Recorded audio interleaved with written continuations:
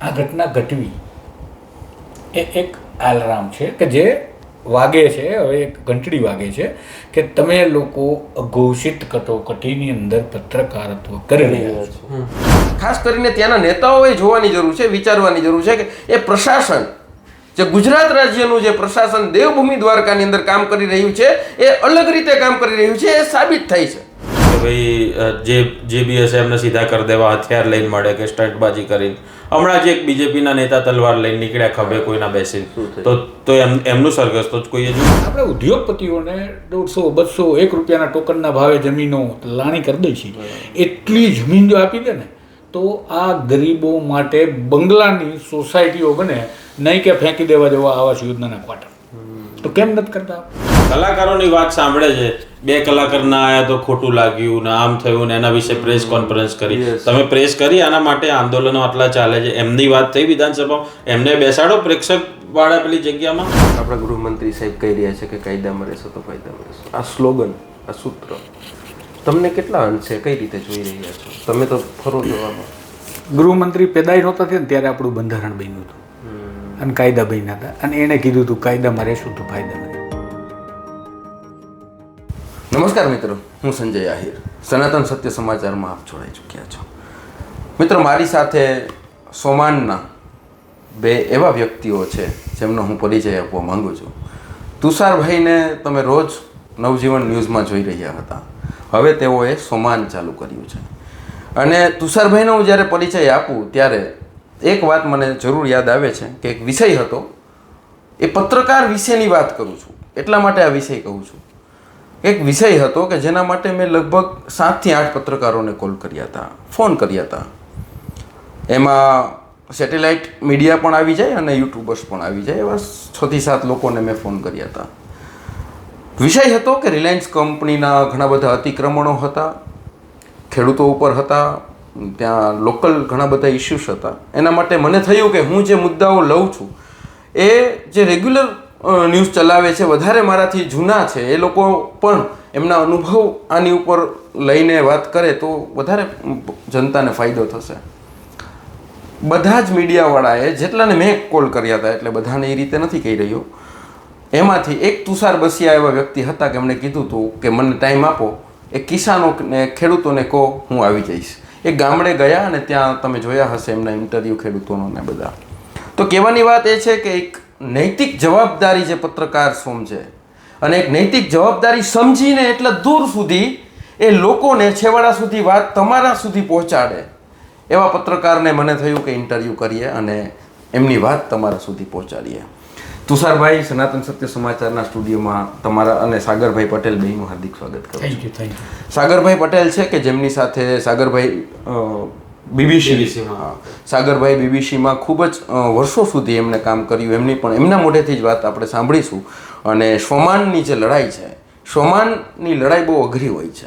એ શબ્દની જે કિંમત છે એ કિંમતને માપવી પણ ખૂબ મુશ્કેલ છે. એટલે સોમાનની લડાઈમાં કેટલું ગુમાવવું પડે એ પણ જે સોમાનની લડાઈ લડતા હોય, અને એમાંય ખાસ કરીને સોમાન નામ રાખ્યું છે એટલે તો હવે એ ન્યૂઝ ચેનલ તમારે જોવાની જ છે, અને એ યુટ્યુબ ચેનલ પર અને તમામ સોશિયલ મીડિયાના પ્લેટફોર્મ પર છે. હું તુષારભાઈ સાથે વાત કરવાનું, તમને સુધી એમની વાત પહોંચાડવાની કોશિશ કરી રહ્યો છું. તુષારભાઈ, સનાતન સત્ય સમાચારમાં અમે તમારું સ્વાગત કરીએ છીએ. તમારો પરિચય અમે આપ્યો, પણ લોકો તમને ઓળખે જ છે, જાણે જ છે. મારા 1-2 સવાલો છે. તમે હમણાં 1 કે 2 દિવસ પહેલાં બેટ દ્વારકા ગયા હતા, ત્યાં તમે જે વિડીયો બનાવ્યા હતા અને ત્યાંના જે પ્રશાસનની વાત તમે કરી હતી, એ વિષય પર મને થોડું પ્રકાશ પાડો, જેથી કરીને અમારા જે ચેનલની અંદર જોડાયેલા લોકો પણ એ વિષયને જાણી શકે. એટલે બેટ દ્વારકાની જે ઘટના છે, આમ તો પર્ટિક્યુલર બેટ દ્વારકાની આ ઘટના અમારી સાથે ઘટી એટલા માટે બેટ દ્વારકાની, બાકી તો ઘોષિત રીતે પત્રકારો માટે આ સ્થિતિ મોટાભાગના ગુજરાતના વિસ્તારોમાં છે. ગુજરાતની વાત એટલા માટે કરું છું કે ગુજરાતની મેટર્સ મારી પાસે આવતી હોય કે સમાચાર મને વધારે મળતા હોય. બીજા રાજ્યોમાં પણ હશે કે નહીં હોય એની પર ચર્ચા એક વિસ્તૃત થઈ જાય. બેટ દ્વારકામાં હું, સાગર, અમારી સાથે અમારો મિત્ર દેવલ, અમારી જે ટૂંકમાં સોમાનની ટીમ છે, એ અમે ટીમ ત્યાં પહોંચ્યા હતા. એકચ્યુઅલીમાં અમે બહુ બધું રિપોર્ટિંગ રાજકોટથી શરૂ કર્યું, જામનગર ગયા, દ્વારકા ગયા, બેટ દ્વારકા છેલ્લે પહોંચ્યા. એટલે અમને એવું હતું કે છેલ્લો આખો રૂટ પૂરો થઈ જાય. બેટ દ્વારકામાં અમે ડિમોલિસ્ડ જે મકાનો છે જોવા માટે, સ્થિતિ જોવા માટે, વિસ્થાપિતોનું કંઈ અલ્ટરનેટિવ વ્યવસ્થા થઈ છે કે નહીં એ જોવા માટે. કારણ કે આપણે છે ને પત્રકારો હંમેશા એક વખત સમાચાર કરીને ડેવલપમેન્ટ ચૂકી જતા હોય. આજે કોઈ મકાન પડે પછી બીજા દિવસે એની બીજી સ્ટોરી હોય, પછી ત્રીજા દિવસે ત્રીજી હોય. એ વિસ્થાપિતો ઠરીને ઠામ ન થાય ને ત્યાં સુધી આપણે એમાં નથી પડતા. એ દુઃખની વાત છે, પણ અમને એવું લાગ્યું કે આપણે ન કરીએ. અમે બેટ દ્વારકામાં ગયા, બેટ દ્વારકામાં શૂટિંગ કરવા માટે પહોંચ્યા, શૂટ શરૂ કર્યું. પોલીસના કર્મચારીઓ ત્યાં હતા બંદોબસ્તમાં. એમને ખબર પડી એટલે એમને કીધું કે મંજૂરી છે કે નહીં. એટલે આપણે મને જ પર્સનલી હું ના પાડીને ખોટું કરીને એવું થાય તો કરવું પણ પડે, પણ બને ત્યાં સુધી આપણે ખોટું બોલીને નહીં કરતા. એટલે મેં કીધું ના, મંજૂરી નથી, અને મંજૂરી લેવી પડે એવું હોય અમને ખબર નથી. લેવાની હોય તો કોની લેવાની, લાવો ફોન કરી દઈએ.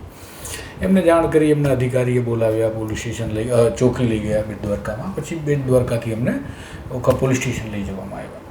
ત્યાં પછી ઉચ્ચ અધિકારીઓની સાથે મુલાકાત થઈ. વચ્ચે જે આખું જે અમારી સાથે જે વ્યવહાર અને જે ચર્ચાઓ થઈ એની કોઈ હું ટીકા ટિપ્પણી એટલા માટે નથી કરતો કારણ કે એમનો કોઈ દોષ કે એવો ખરાબ વ્યવહાર નહોતો, પણ એ મારી સાથે નહોતો. જ્યારે મારી સાથે પોક્સોનો કેસ સુરતમાં થયો ત્યારે મને આટલું બધું નહોતું, પણ ત્યારે મને ખબર પડી કે ગુજરાત આખું બધા એમ કહે છે કે સૂતું છે, પણ ક્યારેક તો બહાર નીકળી જાય છે, આપણામાં કંઈ ક્ષતિ ના હોય તો. અને આખા ગુજરાતે જમાવીને મુદ્દો ચલાવ્યો અને 2 ફૂટ ઉપર બધાને મોકલ્યો. એવું બેટ દ્વારકામાં ન થાય એટલે કદાચ પ્રિકોશન પણ હોય, પણ ઉપરની સૂચનાઓને નીચેનો પોલીસ અધિકારી ફોલો કરે છે. ઉપરની સૂચના એટલે કોણ કે જેના માય બાપ આપણે છીએ, પણ આપણે એવું કહેવા લાગ્યા છીએ, આપણે એટલે કે પત્રકારો ખાસ, કે સરકાર આપણી માય બાપ છે. સરકાર ક્યારે આપણી માય બાપ ન હોય. મુખ્યમંત્રી આપણી પાસે મતલબ આવે કે આપણે મુખ્યમંત્રી પાસે જઈએ, અને એ ત્યાંથી જે આપે છે આપણા ટેક્સના પૈસા. એટલે આપણે એક જવાબદારી સોંપી છે, એક આપણો નોકરિયાત માણસ રાખ્યો. અમને અટકાવાયા, અમારી કેટલી બધી સ્ટોરીઝ ડિલીટ થઈ ગઈ, અમારું ઘણું બધું કામ, અમારા દિવસોની મહેનત, રાતના ઉજાગરા. સ્ટોરી ડિલીટ કરાવી તમારે? હા, એટલે અમારો ડેટા ડિલીટ કરાવવાનું એમનું હતું કહેવાનું, એટલે અમે ડેટા ડિલીટ કર્યા. એના કારણે અમારી ઘણી બધી સ્ટોરીઝ જે એક હતી. પણ એવું તે તુષારભાઈ જે શું હતું એવું કે એમને ડિલીટ કરાવવું પડે? એ સાગર વધારે સારી રીતે જણાવશે. સાગરભાઈ વાત કરો તમે. એટલે જે લોકોના ઘર તૂટી પડ્યા છે એ ડેટામાં એમનો કાટમાળ હતો. એ ડેટાની અંદર એમનું દર્દ હતું. આવા ભર તડકામાં જ્યારે આપણે જઈએ છીએ એની દુઃખની વાત હતી. એમનું એવું કહેવું હતું કે અમે વર્ષો સુધી એમની શું કહેવાય કે એમની એક વિનંતી હતી સરકારને કે અમને વૈકલ્પિક સુવિધા કરી આપો. એની અંદર એવી વાત હતી કે અમે કરવેરા ભર્યા છે, અમે લાઇટ બિલ ભરી રહ્યા છે, તો વર્ષોથી ભરી રહ્યા છે, તો અત્યારે શા માટે રોક્યા અમને? બરાબર. અને એમને એવું કહેવું હતું કે સરકાર અમારી માય બાપ છે. જે પહેલા જ વાત કરી, આપણે એવું કહીએ છીએ કે સરકાર આપણે તો પત્રકારત્વમાં આટલા વર્ષથી છે, સામાન્ય લોકો એવું જ માને છે કે સરકાર અમારી માય બાપ છે. તો એ લોકોની આજીજી હતી એની અંદર કે ભાઈ અમને વૈકલ્પિક વ્યવસ્થા ઊભી કરી આપો. એમનું એવું કહેવું હતું કે જ્યારે બોટ ઊંધી પડી છે દરિયામાં ત્યારે અમે ધર્મ, જાતિ, જ્ઞાતિ, સંપ્રદાય જોવા નથી ગયા, અમે કૂદી પડ્યા છે બચાવવા લોકોને. આ વાત અંદર હતી. એટલે અંદર એવું હતું કે કદાચ બધા ભેગા થઈ જશે, એક પેલી માનવતાવાળી લાગણી ઊભી થઈ જશે. કદાચ એ ડર હશે, સેન્ટિમેન્ટનો ડર હશે લોકોને કે ખરેખર માણસાઈ છે લોકોમાં.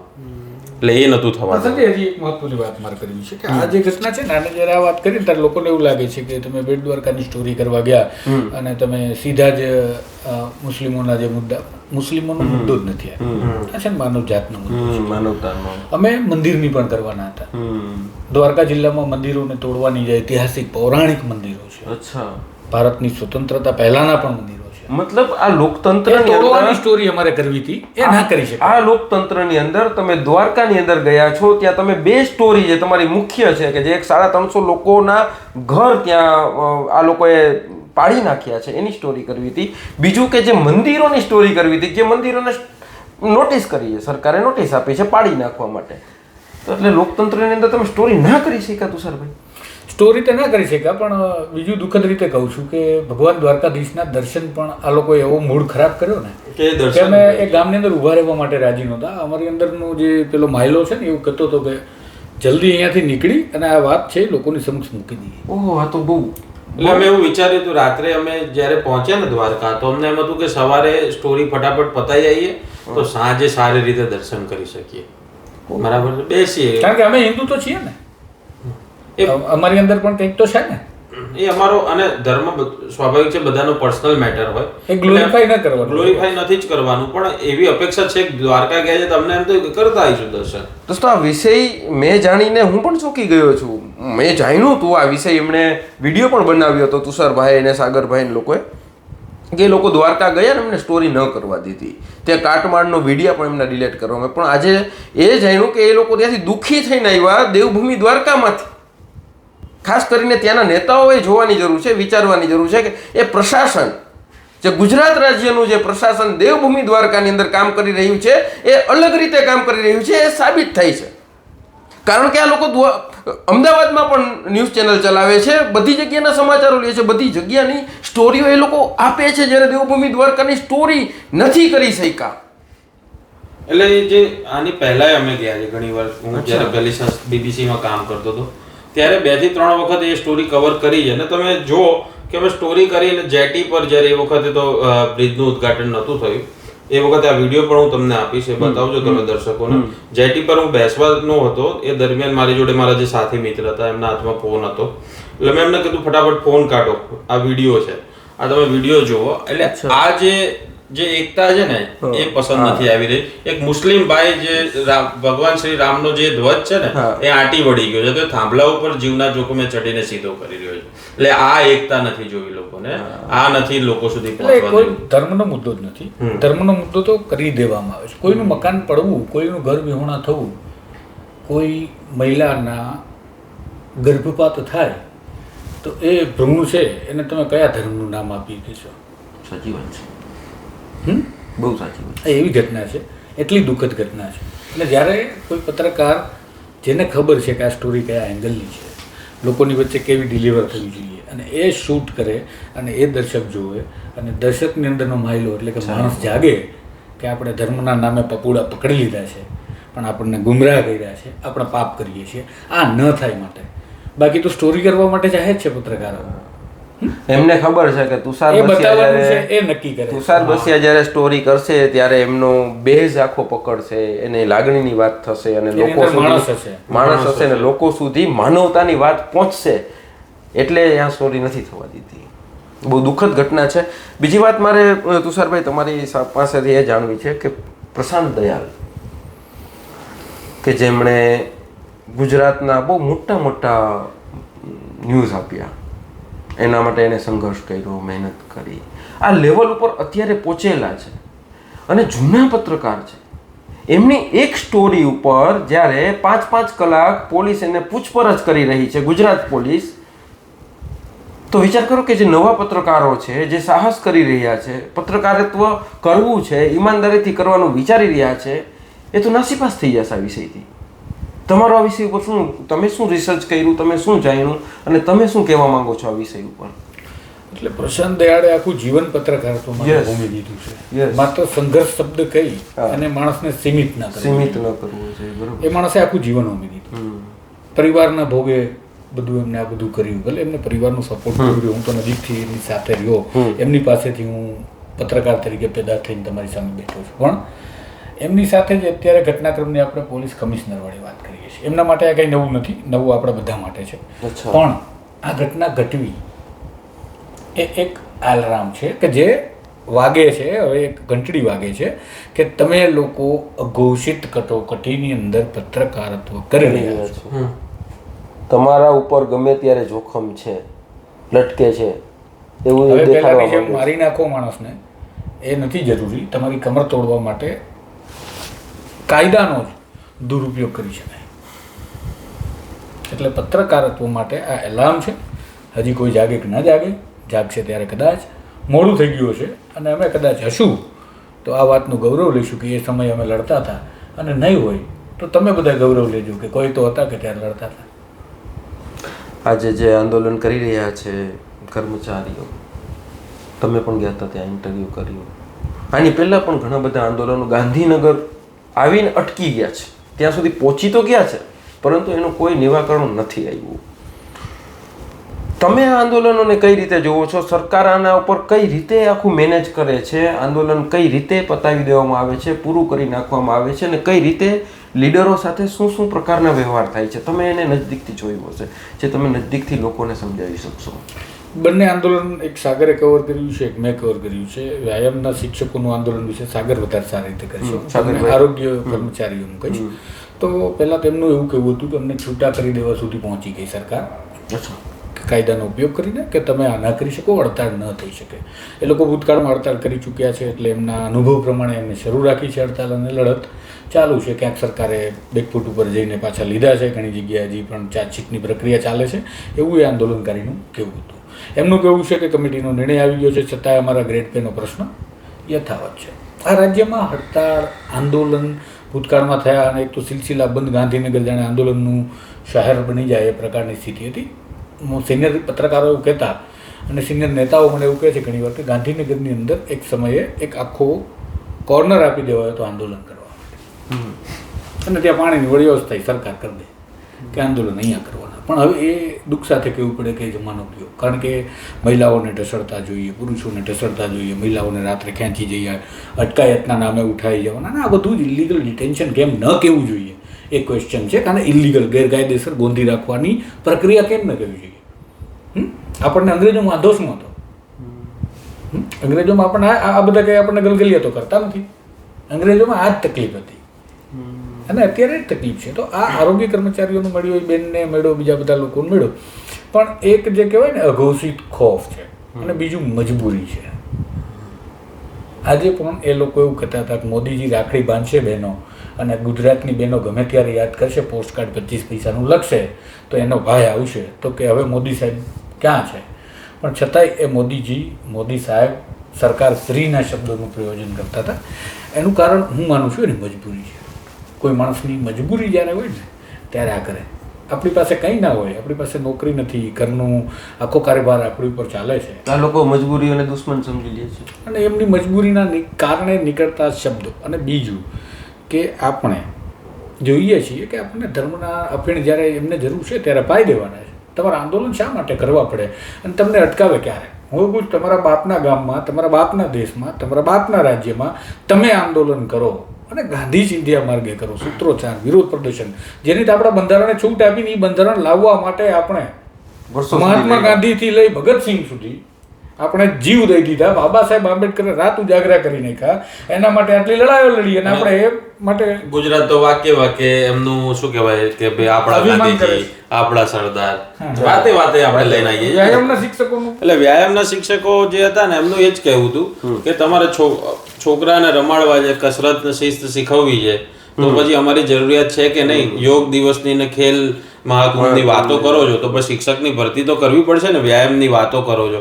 એમની બીજી વાત એવી હતી કે કેટલાય દિવસથી અમે અહીંયા સતત બેઠા છીએ, બરોબર? એમણે કસરત કરીને એમને એક પ્રકારનો અલગ, જે રીતે વ્યાયામમાં જે શીખવતા હોય છે એ પ્રકારનો એમણે વિરોધ કરી બતાવ્યો. બધા દૂર દૂરથી અલગ અલગ જગ્યાએથી આવ્યા હોય, ગુજરાતના તમામ જિલ્લામાંથી દરેક આંદોલનકારીઓ આટલે દૂર દૂરથી આવ્યા હોય છે, અને એટલા ઝાડના છાયા નીચે આવી ધગધગતા તાપમાં અમદાવાદ ને ગાંધીનગરમાં તોય 2 ડિગ્રી ઓછી ગરમી હોય તોય અમને જ ફીલ થયા, સફેદ શર્ટમાં પરસેવા વળી ગયા, બરાબર છે? તો એમની શું હાલત હશે? આટલા દિવસથી બેઠા દોડાવે છે, ત્યારે એમને ઢસડાવવાનું, દોડવાનું, અને ઘરેથી ફોન આવતા હોય બાળકોના, કારણ કે બધાના બાળકો આપણાથી આસપાસની એજના છે બધા લોકો, એટલે બાળકો જે ઘરે પરિવાર છે તો એમના ફોન આવે, આ બાજુ આંદોલન કરી રહ્યા. હવે આ પરિસ્થિતિની અંદર એ ગાંધીનગરમાં બેઠા છે ને એમની કલાકારોની વાત સાંભળે છે.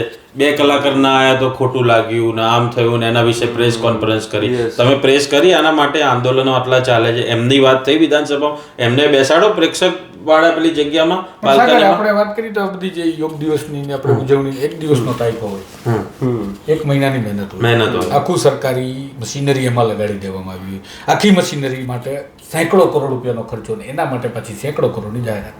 એ બજેટને ખાલી આપણે શિક્ષકોની ભરતી કરીએ તો લોકો ના સચવાઈ જાય, આરામથી સચવાઈ જાય.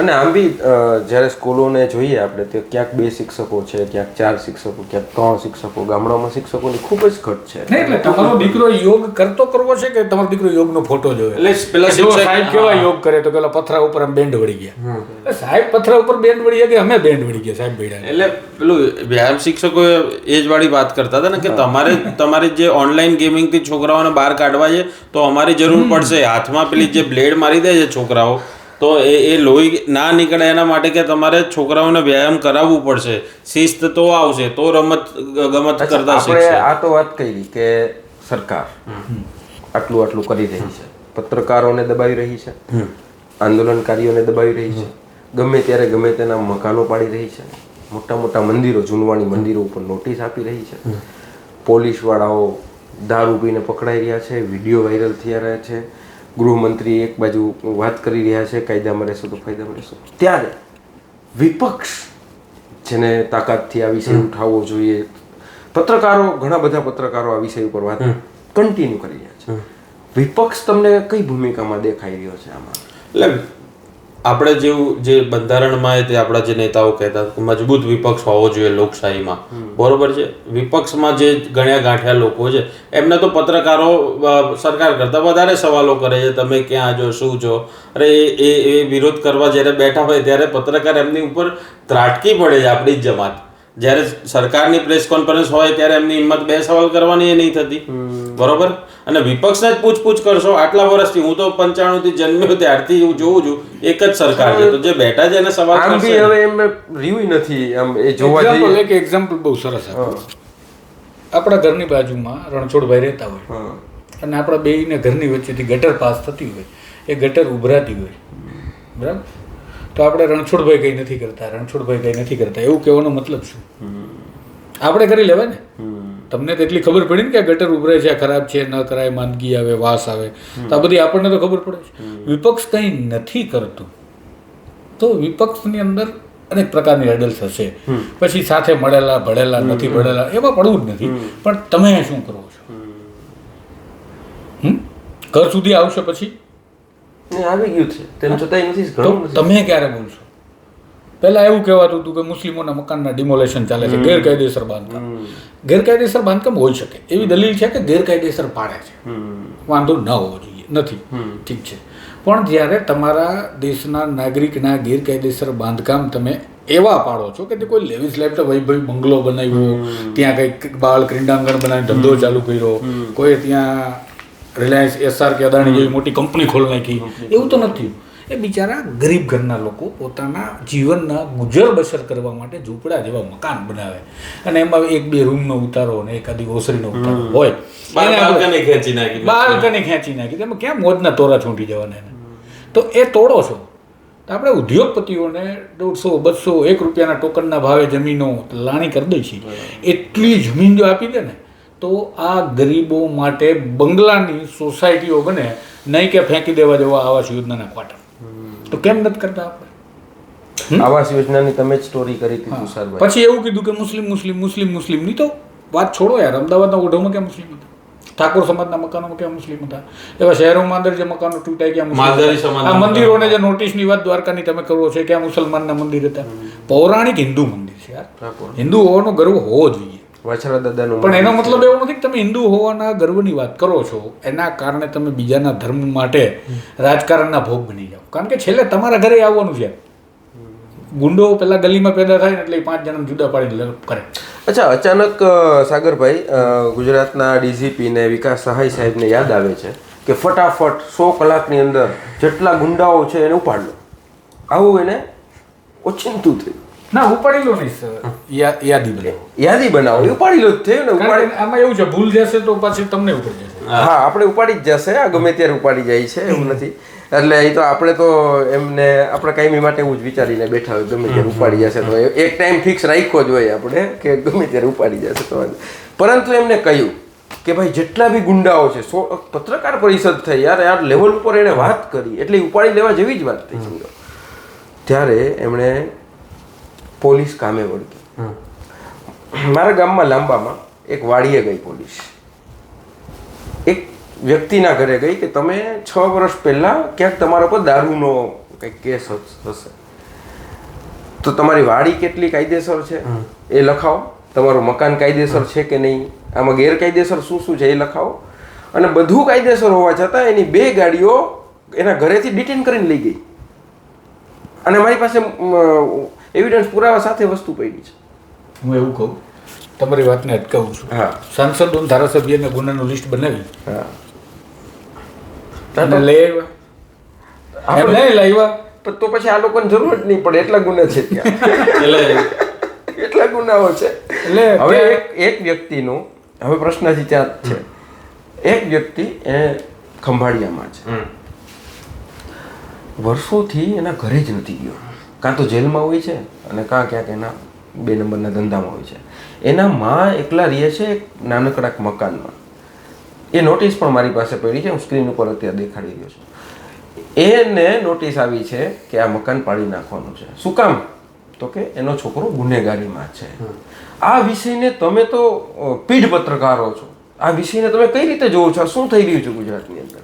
એટલે શું કહેવાય, કોઈની છત લઈ લેવી ને, અત્યાર સુધી આપણા ગયડા આપણે વાત કરતા હતા, હું તુષારભાઈ અમે દ્વારકા જઈ રહ્યા હતા ને, તો રસ્તામાં વાતો થાય તો કે અત્યાર સુધી એવું હતું કે માણસની એકબીજા જોડે ગમે તેવી વેર ભાવ હોય તો એમનું છેલ્લું એવું હોય કે કોઈના રોટલા સુધી નથી પહોંચવાનું. એટલે હવે તો રોટલા તો ભૂલી ગયા છે, એમના ઘરના ઓટલા સુધી પહોંચી ગયા છે આપણે. એટલે માથે છત ના રહેવા દેવી નહીં, આપણે દુશ્મનનું એ નથી એવું, દુશ્મન વિશે એવું આપણે ક્યારે નથી વિચારતા. તો એટલે હવે આપણે પોતાના પર પ્રશ્ન કરવાનો સમય આવી ગયો છે કે માણસાએ શું ખરેખર શોધવી પડશે. એટલે આ લેવલની હદ તમે ગમે તે ગુનો કરો છો એ તમારા પરિવારે છત ગુમાઈને ભોગવવાનું, બરોબર. તો પછી વ્હાઇટ કોલર ગુંડા જે છે, બરોબર, જેણે કરોડો રૂપિયાના જે વ્યાજ નથી ચૂકવ્યા, બરોબર, એમને તો કેવી કેવી સુવિધાઓ મળી જાય. જો એવા વ્હાઇટ કોલર ગુંડાઓને પાડો ને, આપણે શું તમે આમના વરઘોડા કાઢ્યા, સરઘસ કાઢ્યા, તો આવા જે મોટા મોટા ગુનાઓ છે એમના વરઘોડા કાઢવાની ત્રેવડ છે, એમના વરઘોડા કેમ નહીં, બરાબર. હમણાં જે હર્ષભાઈ સંઘવીએ કહ્યું હતું કે ભાઈ જે બી હશે એમને સીધા કરી દેવા, હથિયાર લઈને મળે કે સ્ટન્ટબાજી કરીને. હમણાં જે એક બીજેપીના નેતા તલવાર લઈને નીકળ્યા ખભે કોઈના બેસીને, તો એમનું સરઘસ તો કોઈએ જોયું નહીં. એવા કેટલા બધા કાંડ થયા છે અને આવા તો અનેક કિસ્સાઓ છે અને બધાને પબ્લિકને ખબર છે. એટલે એવી કોઈ પત્રકારે રીલ બનાવી હોય એક ના બનાવી હોય, અત્યારે બધા કેટલા મેં કન્ટેન્ટ જોયા, એ 2 રીલ ભેગી કરીને સામાન્ય પબ્લિક ચલાવતી હોય, બરાબર. એટલે પબ્લિકને ખબર નથી એવું એ નથી. તુષારભાઈ, આપણા ગૃહમંત્રી સાહેબ કહી રહ્યા છે કે કાયદામાં રહેશો તો ફાયદામાં રહેશો. આ સ્લોગન, આ સૂત્ર તમને કેટલા અંશે કઈ રીતે જોઈ રહ્યા છો? તમે તો ફરો જોવામાં. ગૃહમંત્રી પેદાઈ નહોતા થયા ને ત્યારે આપણું બંધારણ બન્યું હતું અને કાયદા બન્યા હતા, અને એણે કીધું હતું કાયદામાં રહેશું તો ફાયદામાં રહેશો. એટલે આપણા ગૃહમંત્રી કહી રહ્યા છે ને કંઈ ગ્લોરીફાઈ ના કરવાનું હોય. એટલે એ પહેલાંથી હતું, પેદાઈ નહોતા થયા ત્યારે. નહીં, કોઈ કહે છે એના ઉપર કામ તો પાછું થવું જોઈએ ને. એટલે એ તો રાજનેતાઓ ક્યારે કહે એવું કરતા હોય, એમનું આચરણ હોય તો એવું તો છેલ્લે જ્યારે બધા આપણા આઝાદીના લડવૈયાઓ જે ક્રાંતિકારી નેતાઓ હતા એ સત્તામાં આવ્યા એ હતા ત્યાં સુધી. પછી કોણે શું કર્યું, પછી કોંગ્રેસ હોય, ભાજપ હોય કે બીજી કોઈ પાર્ટી હોય. અચ્છા, તો તમને બંનેને, સાગરભાઈ, તુષારભાઈ, તમને બંનેને આપણા દર્શકોને બધાને ખ્યાલ પડે એવો પ્રશ્ન કરવો છે કે તમને ગુજરાતમાં હવે કોઈ એવો દીપ દેખાઈ રહ્યો છે? દેવાયત પંડિતે કહ્યું હતું કે 100 ગાવે 1 દીવો રહેશે, 100 ગાવ, બરાબર, 1 દીવો રહેશે. તો એવો દીવો ગુજરાતની અંદર પક્ષોને સાઈડમાં મૂકીને તમને કોઈ દેખાઈ રહ્યો છે કે જે પબ્લિક માટે લડવા નીકળી શકે એમ છે, જનતા માટે લડવા નીકળી એના આંદોલન કરી શકે એમ છે, એની પાછળ પબ્લિક જોડાઈ શકે એમ છે? હાલની તારીખમાં આવો કોઈ દીવો કે શક્યતાઓ? કમનસીબે આ જવાબ ના પાડવો પડે છે, પણ હું આશાવાદી છું. એટલો તો આશાવાદી એટલા માટે કે એવા લોકો છે, એટલે દીવો એટલા માટે ન કહેવાય કારણ કે તો પાછું એ જ વસ્તુનું હું સમર્થન કરવા લાગું કે કોઈ એક ચોક્કસ વ્યક્તિ પાછો રાજતંત્ર ઉપર રાજ કરવા માંડે, એટલે આપણને પાછી એ જ વાત આવે, પાછી એ જ થશે. પણ મને એટલી ખબર છે કે જ્યારે ચરમસીમા આવી છે ને આ દેશમાં, અત્યારથી નહીં, ભૂતકાળમાં તમે જાઓ, બ્રિટિશ ઇન્ડિયામાં તમે જાઓ, એની પહેલાં આગળ તમે જાઓ તો તમે વૈદિક કાળમાં જોઈ લો, બરાબર. તો મહાભારત અતિ થઈ છે ત્યારે જ્યારે કોઈ પણ વસ્તુની અતિ થઈ છે ત્યારે અહીંયાથી એવા લોકો પેદા થયા છે કે જે સામે ગમે એવો ચમરબંધી હોય એને બેન્ડ વાળી દે. એટલે ચમરબંધી બધા શોધે છે, એ ચમરબંધીને પછી આ લોકો એકચ્યુઅલ ચમરબંધીને શોધી લે છે. એટલે એને પબ્લિકને છે ને આશા ઘણા બધા લોકો સુધી હતી અને છે પણ ખરી. આપણી પબ્લિક છે ને માણસને પૂછતો હોય ને એવું આપણી પહેલેથી પરંપરા રહી છે. માણસોને આપણે તરત પૂજવા માંડીએ અને ભગવાન બનાવી દેતા હોઈએ છીએ. એટલે આપણી પબ્લિકને કોઈ એવો માણસ રસ્તો બતાવ્યો હંમેશા એમની લાગણીઓ હોય જ છે, પણ પછી એમણે ઘણી બધી વાર એમણે શું કહેવાય એમની જે લાગણીઓ હોય દુભાઈ છે. એટલે અત્યારે જે તો તરત જે પબ્લિક છે ને હવે વિશ્વાસ દરેક પર કરતી નથી. એના એક કારણ આ પણ છે. સાગરભાઈ, તુષારભાઈ, ઘણા બધા સવાલો છે, કલાકો ને કલાકો નીકળી જાય. તમારા બે વચ્ચે પાસેથી એટલું બધું જાણવાનું છે. બસ છેલ્લો સવાલ કરીને આપણું આજનું આ જે આપણી વાત હતી એને વિરામ આપશો. ધર્મની વાત જ્યારે આવે છે ત્યારે ઘણા ટાઈમથી, હું તો ઘણા 7-1 વર્ષથી તો આ સતત જોયા રાખું છું કે સ્વામિનારાયણ સંપ્રદાય દેવી દેવતાઓના અપમાન કરે છે અને પછી માફી પણ માંગે છે અને રેગ્યુલર છે. આજે એમને ભૂલ કરી અને કાલે માફી, ફરી પરમદી ભૂલ કરશે પછી માફી. આંદોલનો થઈ રહ્યા છે ગુજરાતમાં આ વિષય ઉપર, લોકો લડી રહ્યા છે. દ્વારકાના ગુગરી બ્રાહ્મણોએ પણ આંદોલન કર્યું હતું. તમને આ વિષય ઉપર શું જોવો છો? એમ તમે લોકોને જ્યારે આ વિષય ઉપર પ્રકાશ પાડવાની વાત આવે ત્યારે તમે શું પ્રકાશ પાડી શકો? એટલે આપણને આપણા માસ્તરે સ્કૂલના શીખવતા હંમેશા, અને વર્ષોથી આપણી એ પરંપરા જ છે કે આપણી લીટી મોટી કરવી, બીજાની નાની નહીં કરવી. બરાબર. તો જે વર્ષોથી જેની સાથે લોકોની લાગણી જોડાયેલી છે, બરાબર, જે વાતો આપણે બાળપણથી સાંભળતા આવીએ છીએ, જેને પછી એક નવું સાહિત્ય જ રચાય, જેના વિશે રમેશ સવાણીએ પણ પુસ્તક લખ્યું છે, પરચા સાહિત્ય. એટલે છળ કપટની વાતો હોય, એક અલગ પ્રકારનું આખું તમે શું કહેવાય કે નેરેશન જ આખું ઊભું કરી દેવામાં આવે. તો સ્વાભાવિક છે કે ક્યારેક ને ક્યારેક તો એનો ગળો જે છે છલકાવાનો જ હતો અને લોકો સુધી એ વાત પહોંચવાની હતી. અને અત્યારે સોશિયલ મીડિયાનો જમાનો છે. બાકી સાહિત્ય તો વર્ષોથી લખાઈ ગયું હતું. હવે ધીમે ધીમે લોકો હવે તો પાછા જૂના વિડીયો શોધીને જઈ રહ્યા છે કે આમાં આ જગ્યાએ ભાઈ આવો બફાટ કર્યો હતો, આ જગ્યાએ આવો, એવું શોધીને લાવી રહી છે પબ્લિક કે ના અત્યારનું નથી ચાલી રહ્યું ભાઈ, આ તો વર્ષોથી ચાલી રહ્યું છે. એટલે પબ્લિકના સોશિયલ મીડિયાથી વધારે લોકો સુધી પહોંચી રહી છે આ વાત. બાકી થતું હતું પહેલાંય તે, બરાબર. બાકી પરિસ્થિતિ હવે લોકોની સામે આવી રહી છે અને લોકો થોડા હવે શેર કરતા થયા છે. નહીં, પણ એ લોકોના શેર કરવાથી તમને એવું લાગે છે કે આ લોકો જે પુસ્તકો લખી નાખ્યા છે એ એકચ્યુઅલમાં એ લોકો એને ખતમ કરશે? આનો એક લીટીમાં જવાબ આપું સંજય. ક્યો ના ચીજ કો ચીજ બના રહે એમ. આપણે ચર્ચાનો વિષય છે. એવું લાગે છે કે આપણી પાસે ઓછી પીડા છે. આ દેશના 80 કરોડ લોકો પાસે ખાવા અનાજ નથી, મફત સરકારના અનાજ ઉપર જીવે છે અને એવું સરકાર ગર્વથી કહે છે. અમે કેટલા સંડાસ બનાવ્યો હોય, લાલ કિલ્લાની પ્રાચીર ઉપરથી ના કહેવાનું, એ બેઝિક કામ હતું. બેઝિક તમારે એ સ્વીકારવાનું હતું કે અમારી પાસે અત્યાર લગી સંડાસ નહોતા. અમારા દેશમાં 80 કરોડ લોકોને મફત ખવડાવી છે.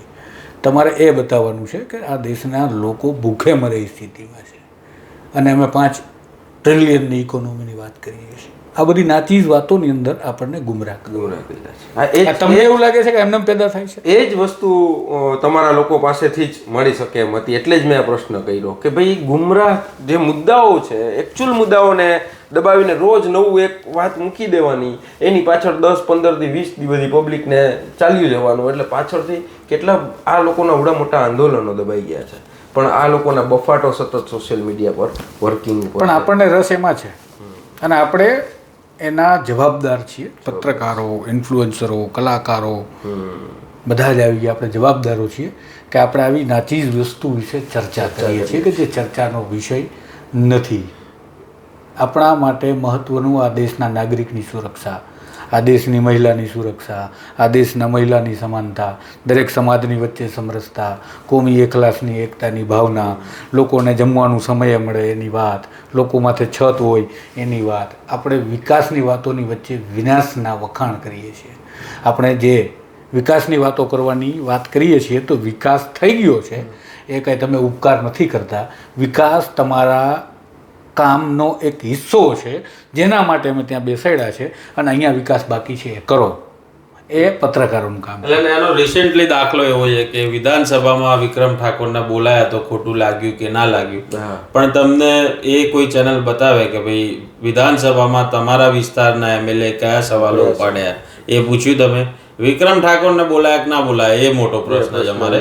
અંદર વિધાનસભામાં આપણા ટેક્સથી પેલા શું કરે છે એમના માટે રેલીઓ નીકળે છે. એટલે એ વાત છે કે મૂળ મુદ્દાથી આખો આપણો ટ્રેક બદલાય નહીં. મિત્રો, તુષારભાઈ, સાગરભાઈ, આ લોકોનું એટલું બધું રિસર્ચ છે આ વિષય ઉપર કે જેટલી પણ વાતો કરશું એટલી ઓછી છે. તમે બધા અત્યાર સુધી અમારો વિડીયોને ધ્યાનથી સાંભળ્યો અને અહીંયા સુધી તમે વિડીયોને જોયો, તમારા બધાનો ખૂબ ખૂબ આભાર માનું છું.